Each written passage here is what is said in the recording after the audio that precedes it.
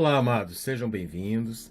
Neste tema nós estaremos discorrendo acerca do iminente arrebatamento da igreja, que ocorrerá antes do período que a Bíblia denomina de grande tribulação, tribulação terrível. Todos os salvos em Cristo, tanto os mortos quanto os vivos, serão chamados, serão arrebatados, serão levados para o encontro com Jesus nos ares. Hebreus 10, 25. Não deixando a nossa congregação, como é costume de alguns, antes admoestando-nos uns aos outros, e tanto mais quando vedes que se vai aproximando aquele dia. 1 Tessalonicenses 4, 16 e 17. Porque o mesmo Senhor descerá do céu com alarido e com voz de arcanjo e com a trombeta de Deus, e os que morreram em Cristo ressuscitarão primeiro. Depois nós, os que ficarmos vivos, seremos arrebatados juntamente com eles nas nuvens, a encontrar o Senhor nos ares, e assim estaremos sempre com o Senhor. Se seguirmos o padrão alegórico de interpretação bíblica, isso é muito perigoso, porque isso dá margem ao intérprete de criar o que ele bem desejar. Ele pode pegar versículos aqui, ali, cruzar, pegar referências, passagens e trazer novas doutrinas ao seu bel prazer. E são ensinamentos falsos, perigosos, tirados da Bíblia de toda sorte. Nós sabemos que qualquer modelo padrão de interpretação de texto tem que ser seguido, mesmo para a Bíblia, que é um padrão e um modelo literal. Nós sabemos também que existem aqueles extremistas, os fundamentalistas, que pegam tudo ao pé da letra, que é o extremo oposto. Isso é perigoso também. Por quê? Porque você vai ver dragão na Bíblia, cordeiro de 7 chifres, certamente não pode ser pego ao pé da letra. A interpretação tem que ser alegórica, sim. Por exemplo, 7 chifres do cordeiro representam autoridade total, poder total. O dragão, a palavra mesmo diz, é Satanás, é a antiga serpente. Precisamos ter cuidado, mas a palavra de Deus não é dúbia, não é relativa, ela é absoluta. Certamente o Espírito nos conduzirá. Esta é a literal, inspirada e inerrante palavra do Deus vivo. Toda a Escritura é divinamente inspirada e proveitosa para ensinar, para redarguir, para corrigir, para instruir em justiça. 2 Timóteo 3,16. Jesus vive, e acerca dele podemos afirmar que ele nasceu de uma virgem em uma manjedoura. Ele curou e ressuscitou pessoas. Ele expulsou demônios. Ele morreu numa cruz entre 2 malfeitores. Ele foi sepultado. Ele ressuscitou dos mortos ao 3º dia. Ele é o Filho de Deus. Ele está assentado à direita do Pai. Ele arrebatará a sua noiva. Ele voltará com poder e grande glória. Jesus literalmente vive, e acerca dele podemos afirmar que ele literalmente nasceu de uma virgem em uma manjedoura. Ele literalmente curou e ressuscitou pessoas. Ele literalmente expulsou demônios. Ele literalmente morreu numa cruz entre 2 malfeitores. Ele literalmente foi sepultado. Ele literalmente ressuscitou dos mortos ao 3º dia. Ele literalmente é o Filho de Deus. Ele literalmente está assentado à direita do Pai. Ele literalmente arrebatará a sua noiva. Ele literalmente voltará com poder e grande glória. Há aqueles que perguntam que diferença faz se eu acredito ou não no arrebatamento. Amados, a Bíblia fala e afirma que para aqueles que o aguardam, para aqueles que o esperam, ele virá a segunda vez. Hebreus 9, 28. Assim também Cristo, oferecendo-se uma vez para tirar os pecados de muitos, aparecerá a segunda vez sem pecado aos que o esperam para a salvação. Lucas 21, 36. Vigiai, pois, em todo o tempo, orando, para que sejais havidos por dignos de evitar todas estas coisas que hão de acontecer, e de estar em pé diante do Filho do Homem. 2 Timóteo 4,8. Desde agora a coroa da justiça me está guardada, a qual o Senhor, justo juiz, me dará naquele dia, e não somente a mim, mas também a todos os que amarem a sua vinda. 1 Tessalonicenses 2,19. Porque qual é a nossa esperança, ou gozo, ou coroa de glória? Porventura não o sois vós também diante do nosso Senhor Jesus Cristo em sua vinda? 1 Tessalonicenses 5,23. E o mesmo Deus de paz vos santifique em tudo, e todo o vosso espírito e alma e corpo sejam plenamente conservados irrepreensíveis para a vinda de nosso Senhor Jesus Cristo.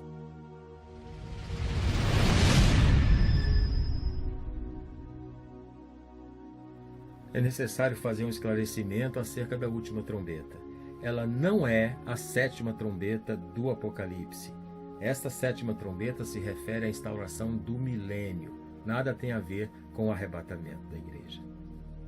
Apocalipse 11:15. E o sétimo anjo tocou a sua trombeta, e houve no céu grandes vozes que diziam: os reinos do mundo vieram a ser do nosso Senhor e do seu Cristo, e ele reinará para todo sempre. Há 3 trombetas tocadas nas festas de Israel, as quais o Senhor prescreveu a Israel, que ele chamou de minhas solenidades, meus encontros com o meu povo. A primeira chama-se primeira trombeta, que é em Pentecostes, Shavuot. A outra é a grande trombeta, tocada no dia do perdão, Yom Kippur. E a última trombeta, que é tocada na festa das trombetas, que é o Yom Teruah, também chamado de dia do shofar, ou dia de despertar. 1 Coríntios 15:52a. No momento, no abrir e fechar de olhos, ante a última trombeta, porque a trombeta soará. Mateus 25:6.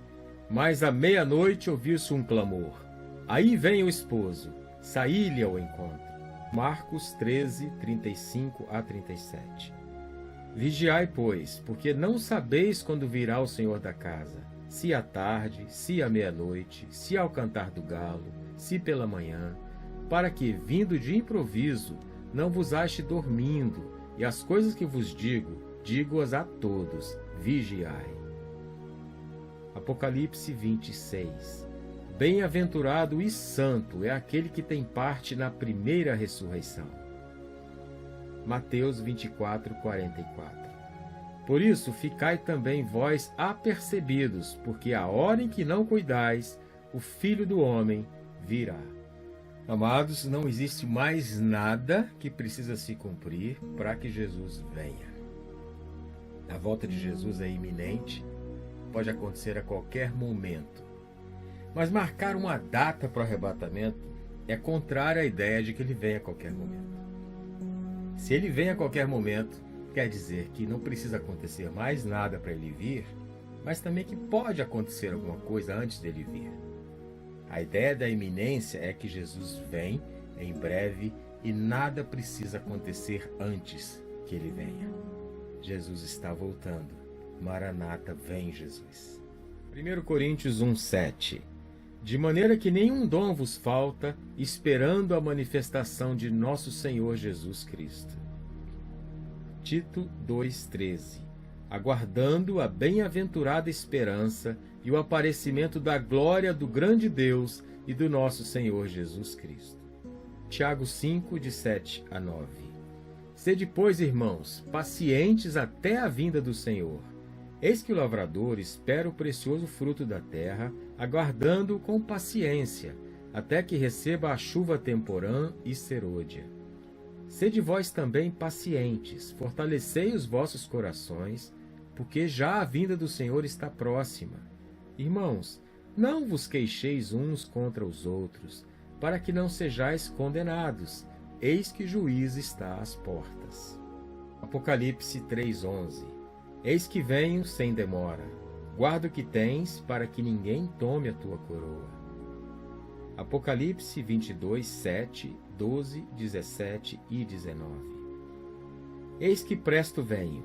Bem-aventurado aquele que guarda as palavras da profecia deste livro, e eis que cedo venho, e o meu galardão está comigo, para dar a cada um segundo a sua obra. E o Espírito e a noiva dizem, vem. E quem ouve, diga, vem. E quem tem sede, venha. E quem quiser, tome de graça da água da vida. Aquele que testifica estas coisas diz, certamente cedo venho. Amém. Ora vem, Senhor Jesus.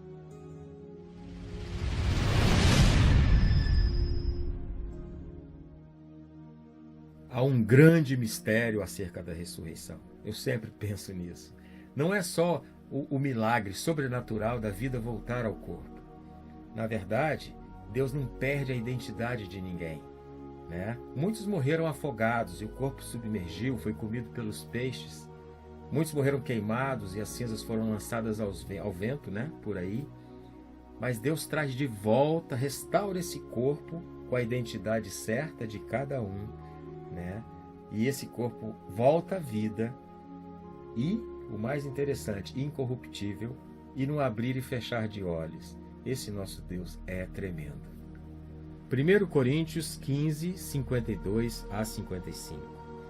Num momento, num abrir e fechar de olhos, ante a última trombeta, porque a trombeta soará, e os mortos ressuscitarão incorruptíveis, e nós seremos transformados.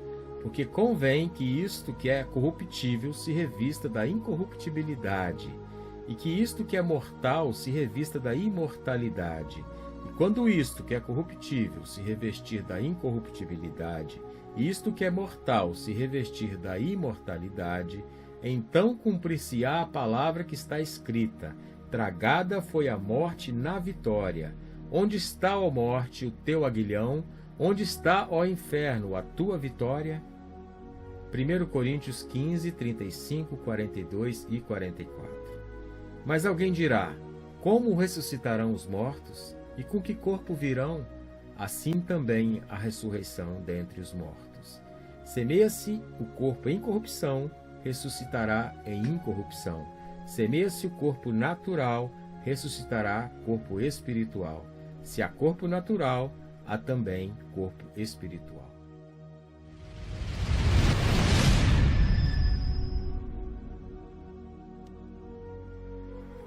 Existe uma controvérsia, né, acerca da segunda vinda de Cristo e o arrebatamento da igreja. Alguns creem que é um evento único, outros que são dois eventos distintos, né? Arrebatamento um evento e a segunda vinda de Cristo outro. A palavra de Deus nos afirma que nós subiremos, seremos arrebatados, né, para encontrar com Jesus nos ares. Alguns dizem que é um encontro secreto. Eu prefiro dizer que é um encontro reservado, porque secreto não vai ser. Imagina, o arrebatamento da igreja vai acontecer, a terra vai ficar empolvorosa. A terra vai perceber, sim, que aconteceu grande coisa naquele dia. E aqueles que estão antenados e já ouviram falar, vai falar, opa, esse é o arrebatamento da igreja. A terra vai ser mudada de uma hora para outra. Mas é um encontro reservado. Jesus não vem à terra. Nós iremos subir, encontrar com ele nos ares. Diferentemente da segunda vinda de Cristo, quando Jesus virá e pisará no Monte das Oliveiras para a batalha do Armagedon, ele virá com os seus santos. Ou seja, nós viremos com ele nesse momento. O fato é, o arrebatamento da igreja é um evento próprio para a igreja. As pessoas vão perceber? Vão perceber, mas o encontro é reservado nos ares com Jesus. 1 Tessalonicenses 4:17b. Depois nós, os que ficarmos vivos, seremos arrebatados juntamente com eles nas nuvens, a encontrar o Senhor nos ares, e assim estaremos sempre com o Senhor. João 14:3. E quando eu for e vos preparar lugar, virei outra vez, e vos levarei para mim mesmo, para que onde eu estiver, estejai vós também. 1 Coríntios 13:12.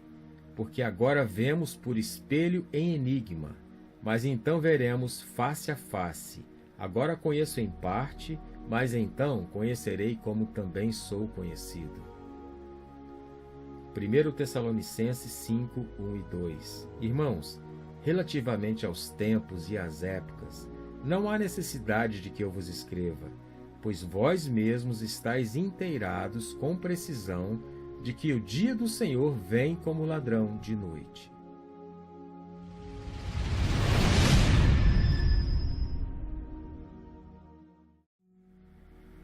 A ira vindoura. Esse é um nome pesado por si só. Mas o que é isso? É exatamente o tempo da manifestação da ira de Deus. É o tempo que a Bíblia chama de angústia para Jacó, né? É um tempo de tribulação, grande tribulação. E a igreja vai passar por essa grande tribulação ou não? A palavra de Deus nos diz, em Romanos, Tessalonicenses, Timóteo e outros lugares, de que nós seremos salvos da ira. Não quer dizer que a igreja não passará por perseguição, principalmente no princípio das dores. Sim, a igreja, desde os seus primórdios, passa por perseguição. Jesus disse, olha, vão odiar vocês por causa do meu nome em todas as nações. Vocês vão ser atribulados, atormentados, perseguidos, vocês vão ser mortos por causa do meu nome. Sim, a igreja tem sido depurada no fogo, né? Mas o tempo da ira não é reservado para a igreja. A palavra diz que se chama angústia para Jacó, que é Israel. Se formos ao Apocalipse, a gente vai ver claramente, do capítulo 5 ao capítulo 19, a igreja não está lá. Ela não está nesse contexto. Ela aparece no capítulo 20, já ataviada, gloriosa, depois das bodas do Cordeiro, né? Com Cristo como esposa do Cordeiro. O fato é que a igreja, como a palavra identifica, ela foi dada a Jesus, né? Como noiva. E Jesus, quando foi assunto aos céus, ele ressuscitou, esteve com seus discípulos e foi assunto aos céus, e ele disse, ele fez uma promessa: não vos deixarei órfãos. Vou enviar um outro Consolador que estará convosco todos os dias, para sempre, né? E ele vai habitar em vocês, ou seja, o Espírito de Deus habitará em nós, ele habita em nós. É uma promessa que Jesus fez quando ele subiu, quando ele disse, eu vou preparar lugar e venho buscar vocês. Pois bem, a gente sabe que esse tempo da ira é o tempo onde também vai haver a manifestação e o governo do anticristo. Mas para o anticristo ser revelado, é preciso que o espírito que o retém, que o detém, seja tirado. E a palavra diz exatamente isso. E será tirado aquele que o retém, aquele que o detém, então será revelado o iníquo, o anticristo. Se o espírito vai subir, aquele que nos foi dado como penhor, como garantia, como bênção, como consolador, ele vai subir, a igreja vai ficar sozinha. A promessa de Cristo não vai funcionar, de que ele estaria para sempre conosco. Nós vamos passar pelo pior tempo da humanidade sem ele. Isso não vai acontecer, amados, isso não vai acontecer. Onde o Espírito for, a igreja vai. Nós seremos arrebatados e levados e tirados daqui, juntamente com o Espírito de Deus. E seremos salvos da ira, né? Que é um tempo de tratamento para com Israel, é um tempo de ira, sim, sobre a humanidade. Um tempo onde ninguém vai querer contar, porque é inenarrável, inexplicável. Né? O abrir dos 7 selos, o tocar das 7 trombetas, o derramar das 7 taças da ira de Deus sobre a terra. Olha, a palavra diz que os homens desmaiariam de terror. É um tempo que não dá para dizer, não dá para explicar, não dá para narrar. Alguns, inclusive, me admiram muito dizer que isso já aconteceu. Quando você lê nas Escrituras, você fica realmente perplexo com o que vai acontecer na terra. E esse tempo não é reservado para a igreja. A igreja foi salva desse período. Durante esse período nós estaremos participando, galardoados, ataviados das bodas do Cordeiro. E aí sim, nós voltaremos com ele no final da grande tribulação, né, para a batalha do Armagedon. Jesus virá com os seus santos e Jesus pisará no Monte das Oliveiras dessa vez. E vem vitorioso para vencer o anticristo, para vencer o falso profeta, jogá-los no lago de fogo. Satanás será preso por 1000 anos, haverá o milênio. Haverá depois a condenação final de Satanás, juízo final, enfim, outra cadeia, né, de acontecimentos. Mas relacionado a esse tempo da ira, a igreja não estará aqui. Glória a Deus. Que você esteja preparado, acordado, apercebido e pronto, porque ele vem. Ele acha você e eu com óleo na lâmpada, aguardando a sua vinda. Maranata, vem Jesus. Apocalipse 16:1. E ouvi, vinda do templo, uma grande voz que dizia aos 7 anjos: Ide e derramai sobre a terra as 7 taças da ira de Deus. 1 Tessalonicenses 1:10. e esperar dos céus a seu Filho, a quem ressuscitou dentre os mortos, a saber, Jesus, que nos livra da ira futura. Apocalipse 3:10. Como guardaste a palavra da minha paciência, também eu te guardarei da hora da tentação que há de vir sobre todo o mundo, para tentar os que habitam na terra. Romanos 5:9. Logo muito mais agora, tendo sido justificados pelo seu sangue, seremos por ele salvos da ira. 1 Tessalonicenses 5:9. Porque Deus não nos destinou para a ira, mas para a aquisição da salvação por meio do nosso Senhor Jesus Cristo. 2 Tessalonicenses 2, de 6 a 9. E agora vós sabeis o que o detém, para que a seu próprio tempo seja manifestado, porque já o mistério da injustiça opera, somente há um que agora o retém, até que do meio seja tirado. E então será revelado o iníquo, a quem o Senhor desfará pelo assopro da sua boca e aniquilará pelo esplendor da sua vinda. A esse cuja vinda é segundo a eficácia de Satanás, com todo o poder e sinais e prodígios da mentira. João 14:16. E eu rogarei ao Pai, e ele vos dará outro Consolador, para que fique convosco para sempre.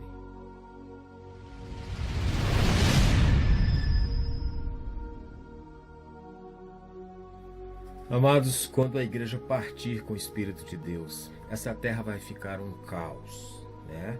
Vai ficar realmente de cabeça para baixo todas as coisas. Mas o anticristo estará com o caminho livre para agir. E ele vai convencer, vai arrumar explicações facilmente absorvidas pela humanidade sobre o que aconteceu com a terra. A palavra diz que o anticristo vai agir na eficácia de Satanás. Ora, Satanás, quando se rebelou contra Deus, ele trouxe consigo a terça parte dos anjos. Ele convenceu com seu poder de ilusão, com a sua capacidade de iludir, a terça parte dos anjos que morava no Monte Santo de Deus, a se rebelar com ele contra o Altíssimo. Eles foram lançados à terra, foram derrotados, serão lançados futuramente no lago de fogo, a Bíblia nos garante isso. Então o poder de ilusão do inimigo é grande. Ele atuou no céu, no Monte Santo de Deus, e convenceu anjos a se rebelarem. E o anticristo vai estar agindo na terra com a eficácia de Satanás. Então não vai ser muito complicado, imagino eu, convencer a humanidade do que aconteceu, né? Para a humanidade se acalmar, porque realmente o arrebatamento vai ser um evento que vai mudar a terra do dia para a noite, vai ser um caos, provavelmente, no início, mas que logo, logo, com seu poder de ilusão, de engano, na eficácia de Satanás, ele vai contornar isso por ter o caminho livre. Aquele que o retinha, aquele que o detinha, não estará mais aqui. É um tempo terrível também, porque a humanidade estará a reboque de Satanás completamente. Jesus voltará. A promessa da sua vinda está muito próxima. Atos 1:11b.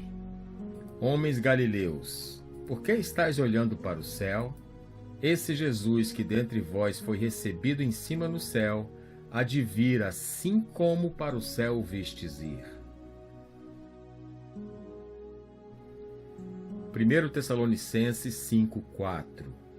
Mas vós, irmãos, já não estáis em trevas para que aquele dia vos surpreenda como ladrão. Tenho uma coisa para te dizer.